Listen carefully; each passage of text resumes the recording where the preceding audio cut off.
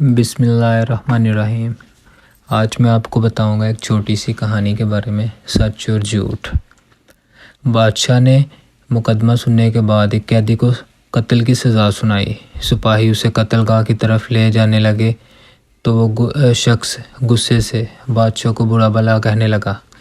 بادشاہ نے جب دیکھا کہ وہ شخص کچھ کہہ رہا ہے تو اس نے وزیر سے پوچھا، یہ کیا کہہ رہا ہے؟ وزیر نیک دل تھا، اس نے سوچا اگر بادشاہ کو سچ بتا دیا تو ممکن ہے بادشاہ غصے میں آ کر قتل کرنے سے پہلے سخت اذیتیں دینے والی سزائیں نہ سنا دے۔ وزیر نے بادشاہ کو جواب دیا، حضور، یہ شخص کہہ رہا ہے اللہ ان لوگوں کو پسند کرتا ہے جو غصے کو ضبط کرتے ہیں اور لوگوں کے ساتھ بھلائی کرتے ہیں۔ بادشاہ مسکرایا، اس نے اسے آزاد کرنے کا حکم دے دیا۔ اس کہانی سے ہمیں یہ سبق ملتا ہے، ایسا سچ جس سے فساد پھیلتا ہو اس سے وہ جھوٹ بہتر ہے جس سے برائی دور ہونے کی امید ہو۔ شکریہ۔ اگر ویڈیو اچھی لگی ہو تو چینل کو سبسکرائب کیجیے گا اور ویڈیو کو لائک کیجیے گا۔ اللہ حافظ۔